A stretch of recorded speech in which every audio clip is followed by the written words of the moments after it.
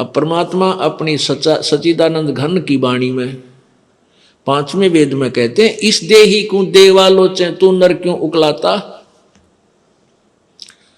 जैसे कई व्यक्ति दुखी हो जाते हैं अपने प्रारब्ध के पापों से, संकट के ऊपर संकट, संकट के ऊपर संकट आ रहा है,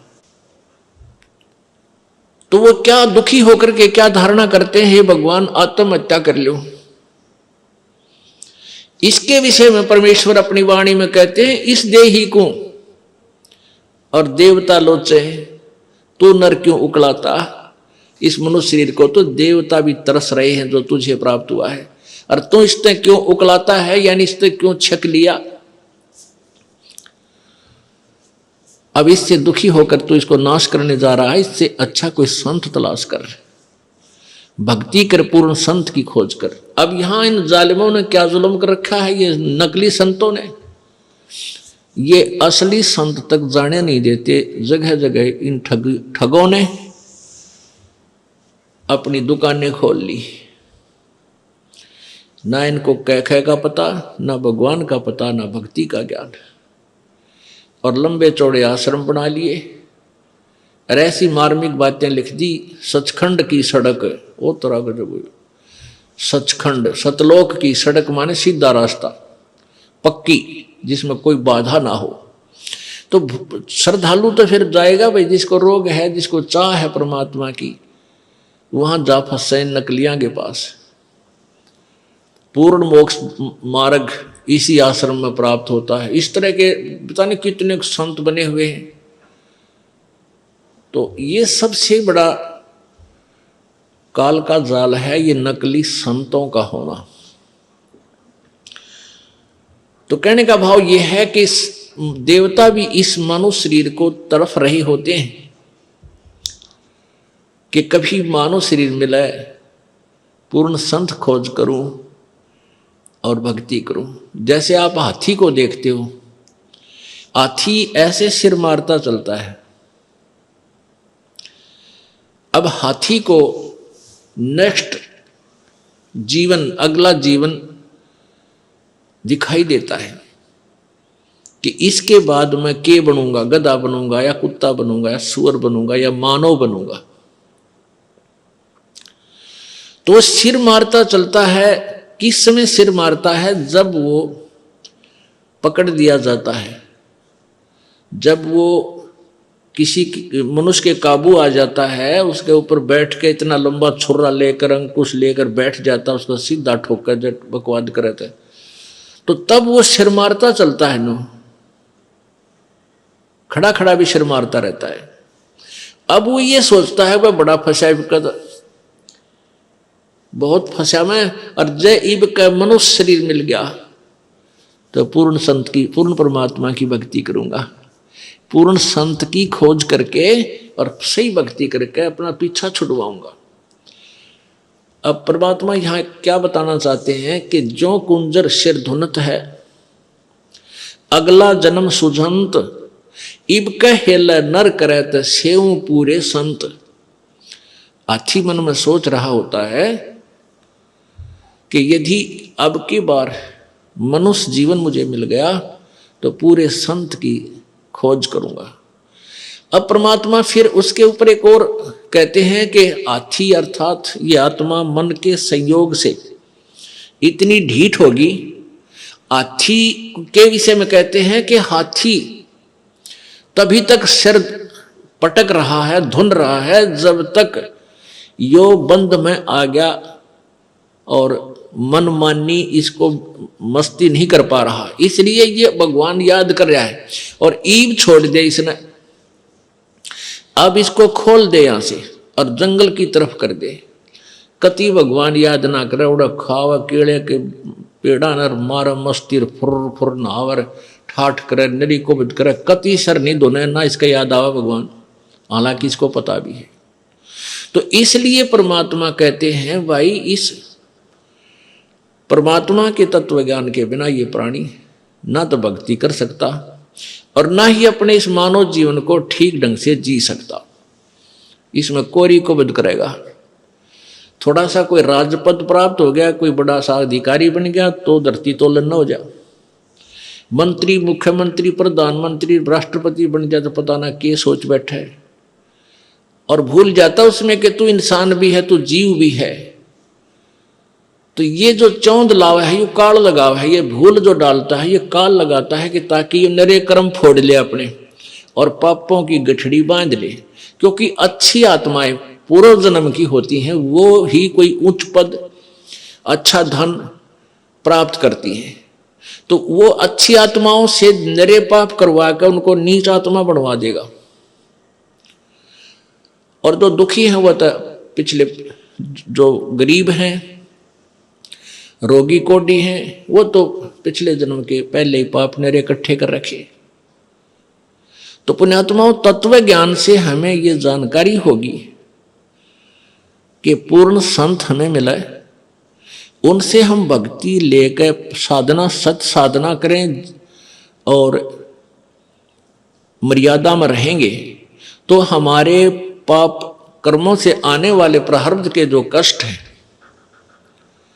वो पाप भी कट के हमें सुख होगा। यानी आप पर आने वाली आपदाएं, संकट भी दूर होंगे, आप निर्धन भी नहीं रहोगे, आप धनी बन जाओगे। एक तो आप यहाँ के भौतिक सुख के, भौतिक धन के धनी बनोगे और आध्यात्मिक धन के भी आप धनी बनोगे। आप दोनों ही धनी इस परमात्मा की सत्य साधना से। कौन से परमात्मा की? उस पूर्ण ब्रह्म की। गीता जी अध्याय नंबर 15 के श्लोक नंबर 1 से 4 तक ये बताया गया है कि ये संसार रूपी एक उल्टा लटका हुआ वृक्ष जानो, और वृक्ष की ऊपर को जड़े मानो, ऊपर अर्श कुर्श पर, अर्श माने आसमान पर, कुर्श माने उसके कॉर्नर पर, आखिरी छोर पर, अर्श कुर्श पर श्वेत गुमज है। और जहां परमेश्वर का डेरा, जहां कबीर परमात्मा का डेरा स्थान सतलोक है, अरस यानी आसमान के अंतिम छोर पर, ऊपर में, कति चोटी में, सुन शिखर में, तो वहां परमात्मा रहता है सतलोक में। तो ऊपर को तो जड़ है, यानी वहां से तो सबकी उत्पत्ति हुई है, वहीं से ब्रह्म की उत्पत्ति, जो 21 ब्रह्मांड का मालिक है, ब्रह्मा विष्णु महेश का पिता है, जिसको काल ज्योति निरंजन भी कहते हैं, काल ब्रह्म भी बोलते हैं। और वहीं से परब्रह्म जो 7 संग ब्रह्मांड का स्वामी है, उसकी उत्पत्ति हुई है। अर्थात वो जड़ है, वो मूल है, मुख्य है, सबकी, सभी प्राणियों और सभी ब्रह्मांडों का रचनहार वही है। तो वो ऊपर को जड़ वाला, तो ये आदि पुरुष परमेश्वर यानी पूर्ण ब्रह्म रूपी तो जड़ समझो इस संसार रूपी वृक्ष की, और नीचे को ये तीनों गुण रूपी शाखा, रजगुण ब्रह्मा, सतगुण विष्णु, तमगुण शिव जी, ये शाखाएं हैं। बीच के जो और भाग हैं उनको काल ब्रह्म ने नहीं बोला गीता में। उसके लिए गीता जी अध्याय नंबर 4 के श्लोक नंबर 34 में बताया है कि वो तत्व ज्ञान जो अध्याय नंबर 4 के श्लोक 32 में जिसके विषय में लिखा है कि सच्चिदानंद घन की वाणी में वो लिखा हुआ है, विस्तार से कहा, उस तत्व ज्ञान को यानी कंप्लीट नॉलेज, उस पूर्ण संपूर्ण ज्ञान को किसी तत्वदर्शी संत से जाकर पूछ। उनको दंडोत प्रणाम करने से, कपट छोड़कर उनसे प्रसन्न करने से वो तत्वदर्शी संत तुझे उस परमात्म तत्व की, यानी और परमात्मा गीता ज्ञान दाता से कोई भिन्न है, उस पूर्ण ब्रह्म के बारे में जानकारी देंगे। उस तत्वदर्शी संत की पहचान बताई है 15वें अध्याय के प्रथम श्लोक में। उसमें बताया कि ऊपर को जड़ वाला, नीचे को तीनों गुण रूपी शाखा वाला, ये जो संसार रूपी वृक्ष के सारे पार्ट, सभी विभाग, जड़ कौन परमात्मा है, और तना कौन प्रभु है, डार कौन प्रभु है, और शाखा कौन है, ये विस्तार से जो जानकारी देगा स वेदविद, वह वेद के तात्पर्य को जानने वाला है, अर्थात वो तत्वदर्शी संत है।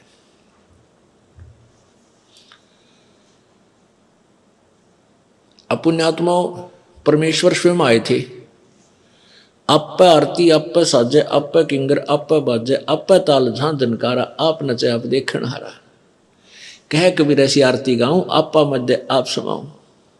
तो परमात्मा स्वयं ही आए हैं, आपा आरती नहीं होगी, आपा साजे, आपा किंगर, आपा बाजे, आपा नचे और आपा देखण आ रहा। आप ही एक दास की भूमिका कर रहे हैं परमात्मा, और स्वयं ही सब ब्रह्मांडों का संचालन करने वाले भी वही हैं, सबकी देख रेख भी वही कर रहे हैं। तो उन्होंने स्वयं ही आकर के ये ज्ञान बताया था, तत्व ज्ञान बताया था। उसमें वो क्या ज्ञान बताया था कि अक्षर पुरुष एक पेड़ है, निरंजनवा की डार, और तीनों देवा शाखा है, ये पात रूप संसार। उस परमेश्वर ने ही डिटेल बताई सारी। जड़ तो वो खुद मालिक है ही, उससे अलग बता रहा है कि जैसे पेड़ आपको बाहर नजर आता है पृथ्वी से, तुरंत वो मोटा जो हिस्सा होता है वो तना है। ये संसार रूपी वृक्ष का जो 7 संग ब्रह्मांड का जो अक्षेत्र है, उसका मालिक है, उसको तो समझो तना है, और वो है परब्रह्म यानी अक्षर पुरुष। उससे फिर आगे मान लीजिए तना का एक डार निकलती है मोटी, उसको समझो ये अक्षर पुरुष, अक्षर यानी सर पुरुष यानी ब्रह्म ज्योति निरंजन कहो, इसे काल कहो। और उस डार के फिर 3 शाखा हैं, ये रजगुण ब्रह्मा, सतगुण विष्णु, तम गुण शिवजी रूपी शाखा, और फिर पात रूप संसार। इस विस्तार से जो बताएगा स वेदवित, वो तत्वदर्शी संत है। तो तत्वदर्शी संत की खोज करने के बाद उस परम पद परमेश्वर की खोज करनी चाहिए। जब तत्वदर्शी संत आपको मिल जाए, उसके पश्चात गीता जी अध्याय नंबर 15 के श्लोक 4 में कहा है कि तत्पश्चात परमात्मा के, उस परमेश्वर के उस परम पद की खोज करनी चाहिए, जहां जाने के बाद फिर संसार में लौटकर प्राणी कभी नहीं आता। और जिसने सारे ब्रह्मांडों की रचना की है, जिस भगवान ने, और गीता ज्ञानदाता कहता मैं भी उसी की शरण में हूं, उसी की भक्ति करनी चाहिए। गीता जी अध्याय नंबर 18 के श्लोक नंबर 62 में कहा कि अर्जुन तू सर्वभाव से उस परमेश्वर की शरण में जा, जिसकी कृपा से तू परम शांति और शाश्वत स्थान अर्थात सनातन परम धाम को यानी सत्यलोक को प्राप्त होगा। वहां जाने के बाद फिर कभी जन्म मृत्यु नहीं होगी। वहां जाने के बाद प्राणी कभी लौटकर संसार में नहीं आते। 15वें अध्याय के 4थे श्लोक में स्पष्ट किया है। और इन 3 प्रभुओं के विषय में गीता जी अध्याय नंबर 15 के 16 और 17 श्लोक में स्पष्ट किया है। एक क्षर पुरुष, एक अक्षर पुरुष, यानी एक ब्रह्म, एक परब्रह्म, और ये दोनों ही नाशवान हैं। इनके लोगों के प्राणियों का भी सतुल शरीर नाशवान ही है, और जीवात्मा सबकी वो तो अमर है ही, गधे की भी है, कुत्ते की भी है। फिर 17वें श्लोक में 15वें अध्याय के गीता जी में कहा है कि उत्तम पुरुष है, पुरुष माने प्रभु, उत्तम पुरुष है तो अन्य परमात्मा इति उदाहरते। और ये लोग तरनम आविश्य विभर्ति आवे ईश्वर है, कति स्पष्ट कर दिया है कि जो उत्तम पुरुष, पुरुष माने प्रभु, उत्तम माने श्रेष्ठ यानी सही भगवान, तो इन ऊपरलों से और ही ऊपर वर्णित 16वें श्लोक में वर्णित भगवानों अक्षर पुरुष, क्षर पुरुष और अक्षर पुरुष से कोई और ही है, और वही परमात्मा इति उदाहरते उसको भगवान कहा जाता है। और वही लोक तरम आविश्य विभर्ति, तीनों लोकों में प्रवेश करके सबका धारण पोषण करता है, वो अवय ईश्वर है।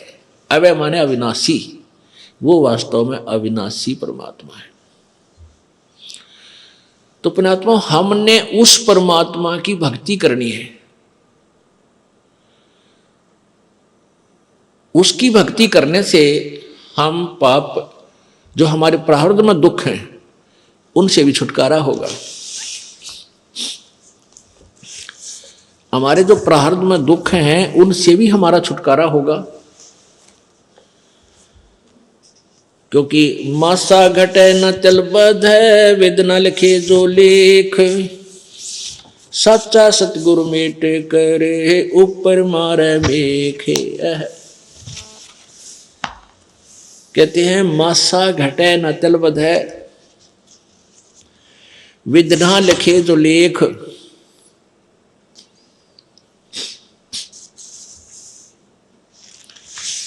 और सच्चा सतगुरु मेट के ऊपर मार दे मेघ। आपके प्रारब्ध में जो भी लिख दिया गया है, आपका जो मनुष्य जीवन आपको प्राप्त है, इसमें जो कुछ भी लिखा गया है इसमें कोई परिवर्तन नहीं हो सकता। मासा घटे न तल बधै, वेदना लिखे जो लेख। जो परमात्मा ने आपके भाग्य में लिख दिया उसमें कोई परिवर्तन नहीं हो सकता। कब तक? जब तक आप पूर्ण परमात्मा की भक्ति नहीं करोगे, परम संत की खोज नहीं करोगे, तब तक आपका प्रारब्ध का दुख, आपका संकट निवारण नहीं हो सकता। तो उसके लिए आपने संत की खोज करनी पड़ेगी, परम संत की। और परम संत हमें मिलेगा तभी हमारा छुटकारा होगा। पुण्यात्माओं, मानुष शरीर दुर्लभ है, मिले न बारंबार, और वही तरवर से पत्ता टूट जाइयो फिर नहीं लागे डार। इस सबसे पहले तो हमने इस मनुष्य जीवन की वैल्यू से, इसकी कीमत से परिचित होना चाहिए। ये कितना अनमोल है, ये कितना बहुमूल्य है। जब हम इसकी कीमत से परिचित होंगे तभी हम भक्ति कर पाएंगे। क्या बताते हैं कि कहता हूं कई जात हूं, कहूं बजा के ढोले, श्वास जो खाली जात है ये 3 लोक का मोले। एक मानव शरीर का जो श्वास है, ये एक श्वास भी कहते 3 लोक के तुल्य। क्योंकि हम 3 लोक, वह हमारे लिए तो बहुत बहुत ज्यादा है। इसलिए परमात्मा ने हमें समझाने के लिए उदाहरण दिया है ये, कि जैसे एक गांव का सरपंच बन जाता है, उसको सैकड़ों हजारों आदमी सरपंच साहब राम राम, सरपंच साहब नमस्ते, इतनी प्रभुता हो जाती है उस व्यक्ति की, और वो फूला नहीं समाता। और जब वो बन जाए एमएलए, कोई व्यक्ति एमएलए बन जाता है, कुछ क्षेत्र का मुखिया बन जाता है वो, उसको तो फिर न जाने कितने व्यक्ति, कर्मचारी, अधिकारी सारे सलूट मारे, फिर वो फूल जाता है। और एक बन जाए मुख्यमंत्री एक प्रांत का, फिर तो कहना है कि वो तो धरती पर पाए ना टेके। और बन जाओ प्रधानमंत्री एक टुकड़े का, एक देश का, छोटे से का या बड़े का, तो उसके माइंड की सोच है, वो तो 7वें आसमान पर घूमता है। फिर वो अपने आप को जीव नहीं समझता, क्योंकि उसके शब्द में, उसके वचन से ही ना जाने सबके में हिलता नजर आता है उसको। तो परमात्मा कहते हैं अगर पृथ्वी का एक राजा हो तो वो, उसकी कितनी प्रभुता होगी, उसके दिमाग में क्या सोच होगी, और उसकी कितनी वो अपनी वैल्यू समझता है। और ऐसे ऐसे पृथ्वी लोक, स्वर्ग लोक और पाताल लोक, इन तीनों का, तीनों की कीमत आप लगाओ कितनी होगी। और परमात्मा कहते हैं तुम्हारा मनुष्य जीवन का एक श्वास जब भक्ति बिना जाता है, सच्चे साधना बिना जाता है, तो इतनी कीमत है इसे एक श्वास के सिमरण की। अब इस कीमत को, इस मूल्य को केवल आप ही लगा सकोगे, अन्य व्यक्ति नहीं। क्योंकि आप सत्संग में आने से जौहरी बनोगे, लाल की परख करने लगोगे, तब आपको इसकी कीमत का अलग से पहचान होगी, तुरंत महसूस होगी। खास सत्य बात है। तो ऐसे महंगे मोल का एक सांस भी जावे और 3 लोक नहीं पटतरे क्यों धूल मिलावे। पटतरे माने बराबर नहीं। आप नित्यनियम में भी पढ़ते हो, अपने नित्यनियम के अंदर आपको बहुत कुछ विज्ञान है। विज्ञान माने तत्व ज्ञान है, विशेष ज्ञान है। अगर आप ये वीडियो YouTube पर देख रहे हैं तो हमारे चैनल को सब्सक्राइब करें और बेल आइकन को दबाना ना भूलें। अगर आप Facebook पर ये वीडियो देख रहे हैं तो हमारे पेज को लाइक करें।